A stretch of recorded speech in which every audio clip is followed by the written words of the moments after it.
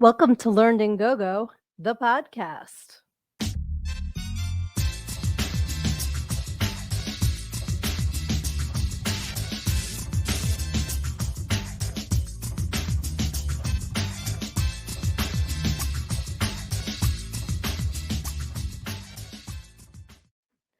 I'm your host, Sydnee A., and I'm also the author of Everything I Need to Know, I Learned in Go-Go, How a Preacher's Daughter Pole Danced Her Way to Finding Her True Self. And I am super excited to welcome you all to this Minisode. What's a Minisode, you may ask? It's just a little episode. My regular weekly podcast is going to be recorded on Sunday. It's going to be a live episode, a webcast, if you will, with Mark Gervais. Who is Mark Gervais, you may ask? Tune in Sunday and find out. How about that? I wanted to do an extra little episode this week, though, because March is Women's History Month. And I think it's important that we celebrate not everybody that you learn about in school, your Florence Nightingales and your Clara Bartons and your Amelia Earharts, who are all very, very important. But I wanted to put the spotlight on some women that may not get as much recognition. They might even be kind of frowned upon. So this week, I wanted to talk about the Mata Hari. And I can't, excuse me. There we go. I'm having a bit of a cold this week too, so sorry about that. I can't talk about her without immediately thinking about this song. So I don't know if you're familiar, but we're going to play a little bit of a... You're a Mata Hari. I want to know your story. In the Sahara sun, I want to be the one who's going to come and take you, make you shake it, bam, bam, shake it, bam, bam, shake it, bam, bam. Okay, thank you, Ricky. I always think of that when I think of the Mata Hari, and we did learn about her in school, but I feel like there was a lot more to her than just exotic spy. I didn't know a whole lot of details about her, so I wanted to look her up and share what I have found. When you hear Mata Hari, you think, beautiful, exotic woman. You picture the outfit maybe. She used to wear lots of jewels and very curvy, Well, it turns out she was born Margarita Gertruda Zell in the Netherlands. I was not expecting her to be Dutch. She was born in 1876, and when she was born, her father was a hat maker, but he also did a lot of investing in oil companies and made a lot of money that way. So she was, by all accounts, spoiled, doted upon by her dad. And then when she got to be around 13, her dad made some bad investments and went bankrupt. So the affluent schools went away, all of the doting went away, and her father went away because he left the family to go marry another woman, and her 3 brothers got scattered to different relatives in the family to take care of them. Originally, she went to live with her godfather and studied to be a kindergarten teacher. But the headmaster at the school where she was studying kind of took a liking to her and was flirting with her. And the way that it said in the article that I read was her godfather was offended, so he removed her from the school, and she went to live with an uncle instead. When she was 18 years old, she answered an ad in a newspaper from a man named Colonel Rudolph John McLeod, who was looking for a wife. And some of the people that have talked about this story said that the ad was actually placed by a friend of his as a joke, but he got several responses, and Goethe, as she was known, sent a photo with hers, and he was very, very intrigued. Even though I believe he was 30 years older than she was, they wound up getting married 6 days after they met, and they moved to the Dutch East Indies, which is now Indonesia. They had 2 kids, Norman John and Louise Jean, and their marriage, I like that the one article that I read was that their marriage was, I can't think of the word now. It was like, basically, if you could put womp, womp, womp in words, it said that. He was an abusive alcoholic, and he kept a concubine and had raging syphilis, which he passed to his wife, and she passed to their 2 children when she was pregnant with them. That's according to Time Note info. Their son died at 2 from complications of treating the syphilis. The doctor allegedly was treating syphilis with mercury. Let's all take a moment to be very grateful that we live in 2024. Thank you. Treating syphilis with mercury, and overdosed this 2-year-old and killed him. And apparently the daughter got very, very sick because he was treating her too, but she did survive. So basically, like, use a condom, folks. Let's not even oh my God. Like, these poor kids, they had nothing to do. And the wife too. It's because their father was a piece of shit. So other sources say that the children were poisoned by their nanny, but I think that was probably a story put out by the family so that they didn't have to admit that everyone had a raging case of syphilis and they were trying to cure it with mercury. So they divorced, and at the beginning, Gerta got custody of their daughter, but her husband, now ex-husband, refused to pay any child support, and she was having trouble finding a job that made enough money to support both her and her daughter. So unfortunately, she had to return her daughter to her ex-husband, but was on a mission to make enough money to get her daughter back. So according to the New York Times, Gerta moved to Paris in 1903, claiming that she thought all women who ran away from their husbands went there. So that's why she picked Paris. She took several odd jobs, including teaching German, piano lessons, and she was an artist's model, but none paid enough to fight her ex-husband to get her daughter back. While she was working as a model, she did make useful connections. She had an affair with a French diplomat who convinced her to take advantage of the quote-unquote Oriental craze that was going on at that time. That's a word we no longer use, but that was his quote. So that began her career in the spotlight. She decided that because of her exotic looks, she was going to take advantage of this trend that was going on in Europe at the time. And like you do, she started out first as a circus horse rider. Again, didn't learn that in school. Thought that was kind of pretty funny. Like, of all things, I'm going to start my new life and I'm going to be a circus horse rider. That was actually the way that they put it. And she was performing under the name Lady McLeod, which went right up her ex's ass because that was his last name. And I'm sure she did that on purpose. So that worked for a little bit, but then she moved on to use her superficial knowledge of Indian and Javanese dances that she acquired while living in the Dutch East Indies with her ex-husband. She created the character of Mati Hari, which translates to Eye of the Day, or literally the sun. And she created this backstory. Before she performed, she went on stage claiming to be the daughter of a Javanese Buddhist priest and a Dutch woman who was born in a Hindu temple.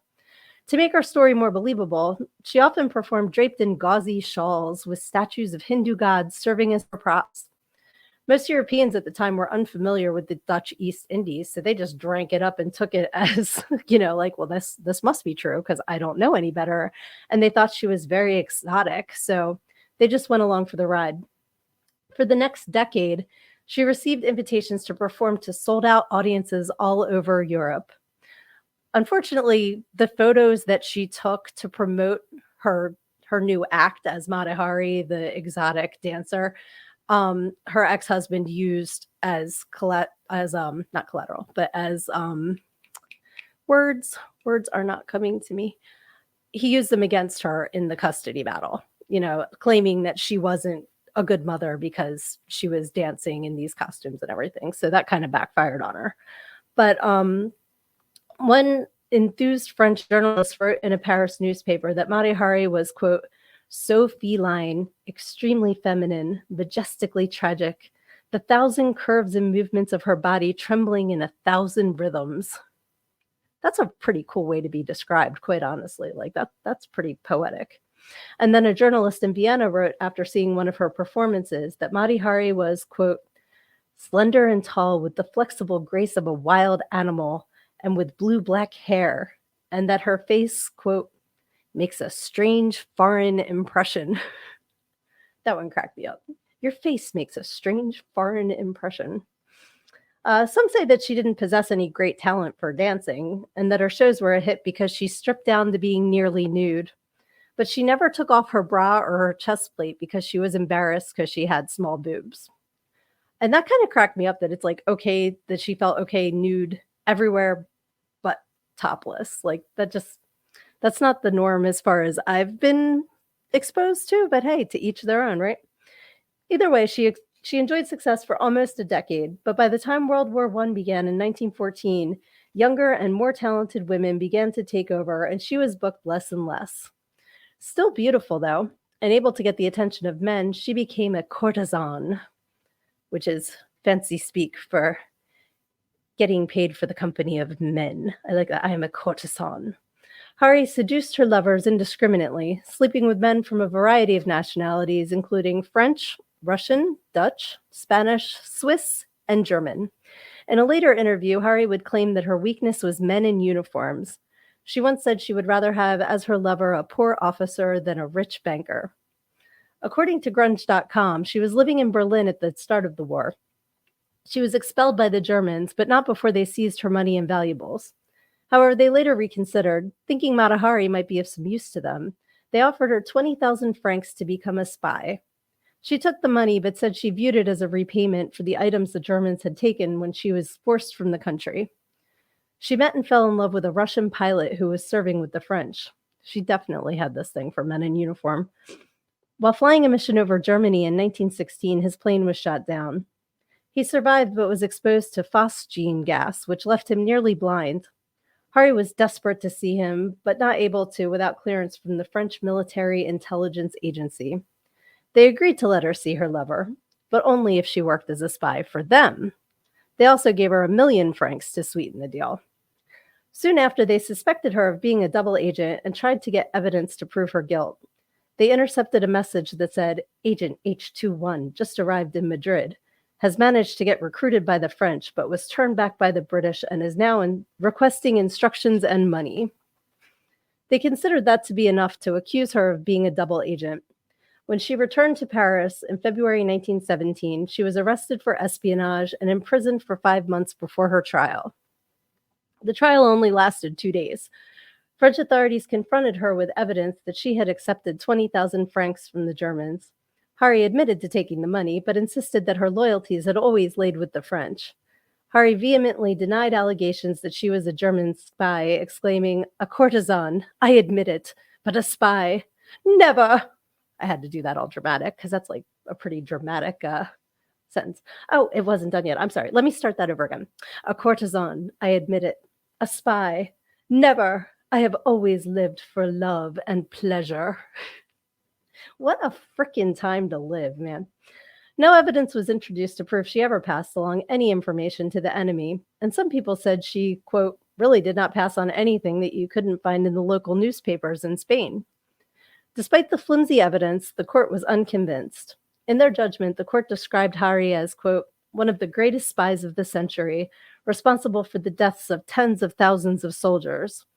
Deliberations lasted a mere 45 minutes before the French military tribunal declared Mata Hari guilty of espionage and sentenced her to death by firing squad. Mata Hari tried to appeal her sentence, but her attempts failed.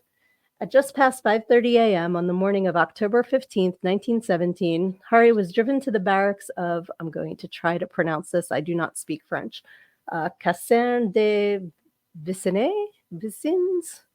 Vicennes. Please forgive me for not knowing how to speak French.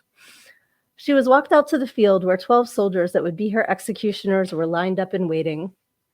She refused the blindfold and accepted her fate with grace. One eyewitness account claimed that she, quote, displayed unprecedented courage with a small smile on her lips, just like in the days of her great triumphs on stage. Now, this has since been debunked, and I'm kind of like upset about it because I think it would be really cool if it was true.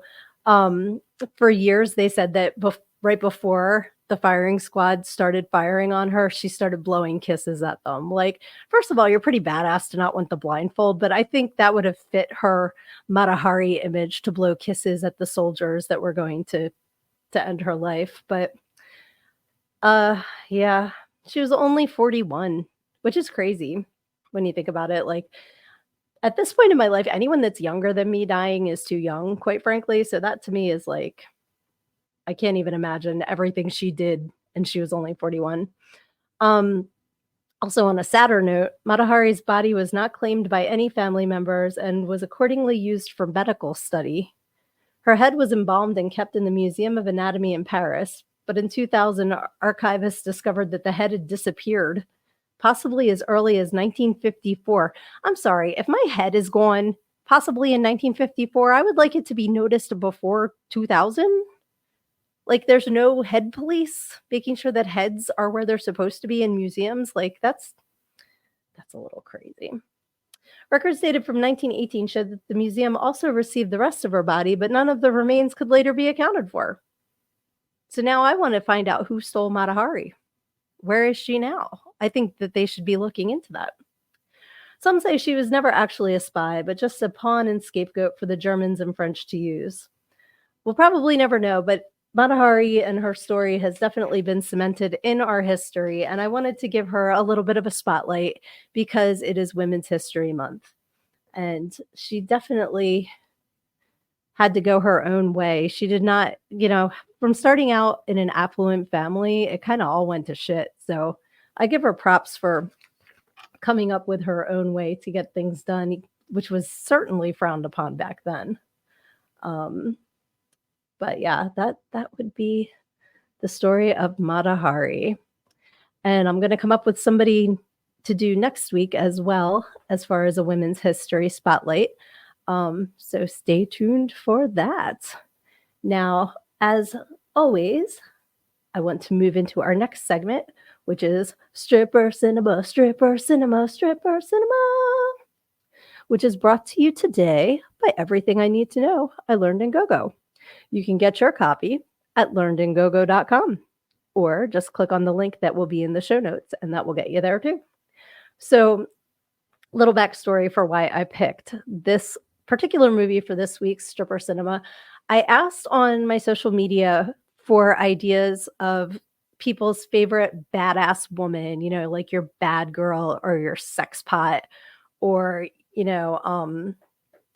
who you would think of first when you think of that. Because honestly, I was looking for people for the Women in History segment, but I got a lot of responses for Jamie Lee Curtis in True Lies. Now, True Lies came out in 1994, and it's an action comedy film written and directed by James Cameron. And it stars Arnold Schwarzenegger, Jamie Lee Curtis, Tom Arnold, Art Malik, Tia Carrere, the late Bill Paxton, Eliza Dushku, Grant Heslov, and the late Charlton Heston. My tongue got stuck. Charlton Heston. It's rated R. I've never seen it.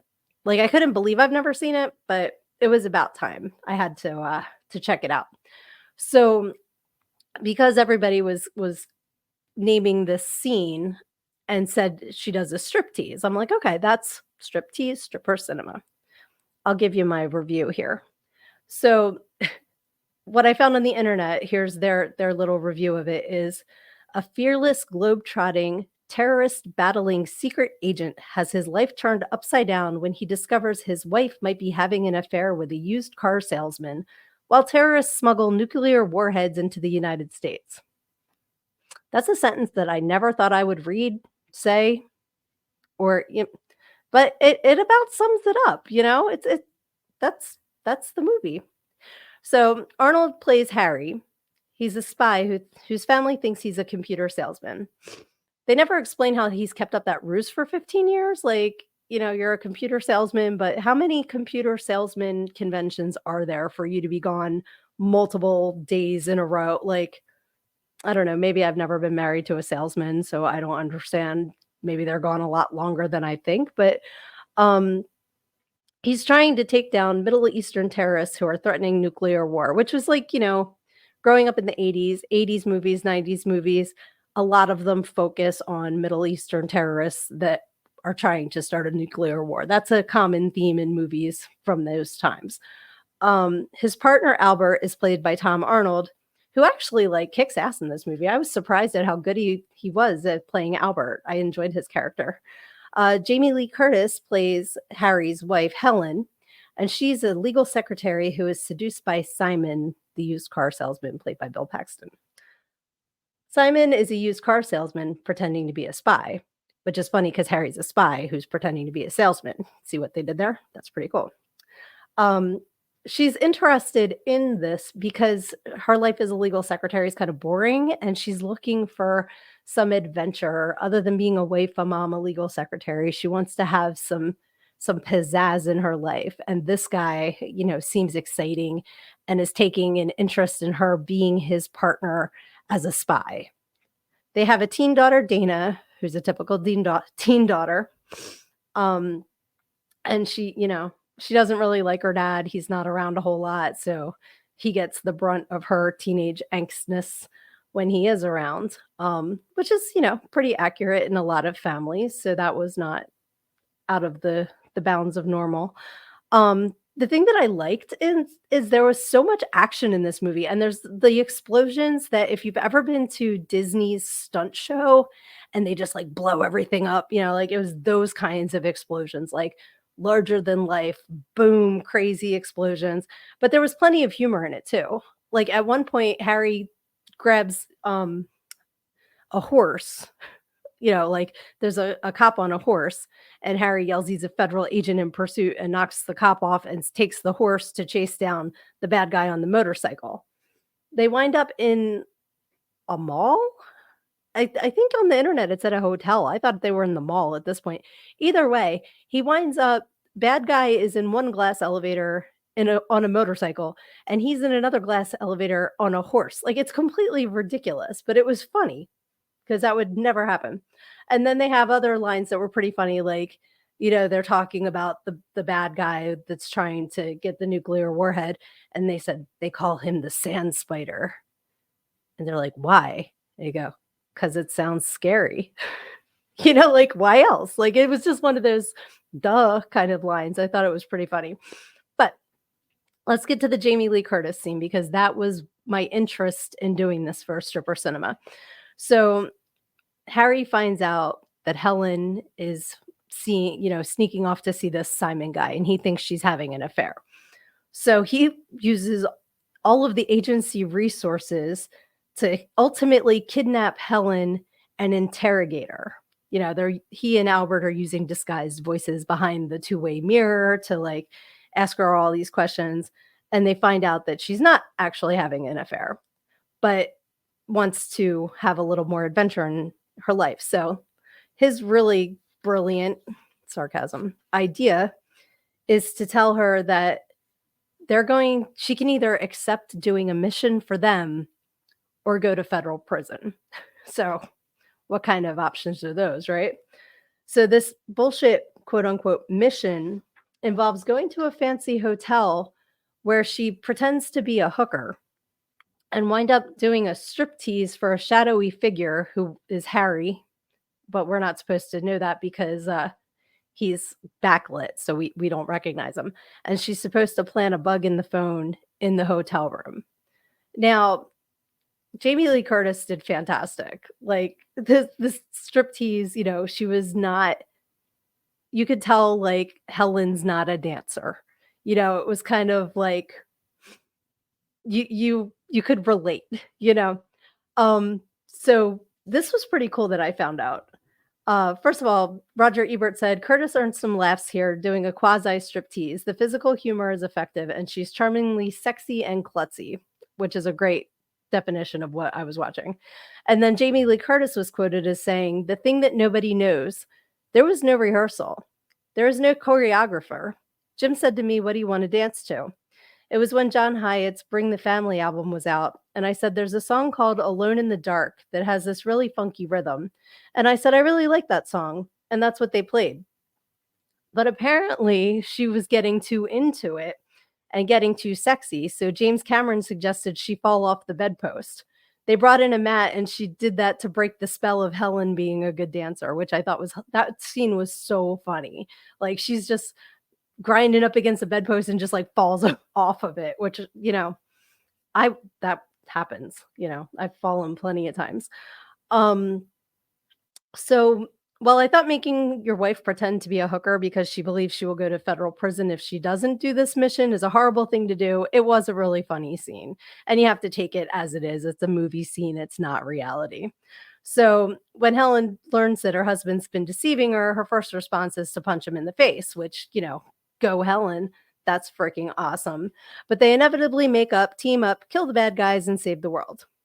The movie is a little over 2 hours long, and there's a lot more action and explosions, but it was suggested to me for the hotel scene, so I'll end the review here with my thongs for True Lies. So, first of all, I can't really give True Lies thongs because it was only that one scene.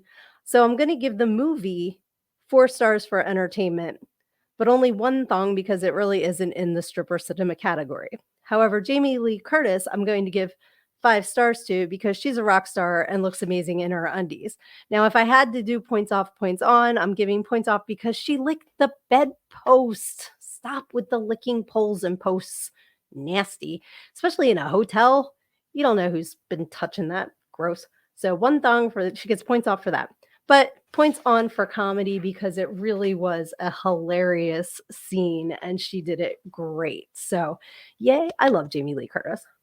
So that was fantastic. And she looked amazing. And I'm also going to give points because Tia Carrera is a hottie in this movie. Like, and I follow her on Instagram. She is still hot. Let me tell you. Like, I got introduced to her originally in Wayne's World. And then there was an HBO series that I don't think it was an episode of Tales from the Crypt. I think it was something else she was in where she was the girlfriend of a guy in a band, and one of the other bandmates and her didn't get along and like hated each other. And the one that she didn't get along with went and saw this guy that did tattoos, but he did it like with the needle and like the tapping, not a machine. It was like the ancient way of doing it. And the tattoo would come through and show you your biggest fear or something like that. And his turned out to be her, and he wound up ripping his skin off, like, HBO horror. It was pretty cool. But that's what I know her from, is as Cassandra in Wayne's World and that one HBO special. So it was really cool to see her in another role, and I think she did an excellent job as well. But yeah, so that is this week's Stripper Cinema. So since it's a minisode, I am going to wrap this up with our assignment, because on my episode Sunday, we're not going to do Stripper Cinema or the assignment. It's just an interview. So what I want you to do for this week is tell me your favorite female badass in history. Give me some ideas for the next few weeks for who to spotlight in my Women in History Bad Girls for Women's History Month. And I hope you guys all have a very wonderful International Women's Day tomorrow. Does anybody else immediately think of Deadpool? Like, I will never think of International Women's Day again without thinking of Deadpool. Another fantastic movie. And if you have any feedback, please reach out to me. Follow me on my social media. I am at Learned and Go-Go on Instagram and Facebook. And all of my links are in the show notes. So please go to my link tree. From there, you can buy a book. You can subscribe to my email, which I really encourage you to do. Get on my email list. So if Instagram and Facebook go down for good, we can still keep in touch. You can get all of the links to the platforms that this podcast is on. So in case you want to check it out on a different platform, all of that is there. And I would just love to hear from you guys. Please review, rate, 5-star, please. And share. Sharing is caring. And remember, always go after everything in your life head on, because when you stick your head in the sand and you think you're hiding, the rest of the world just sees a big ass. Till next week. Love you guys.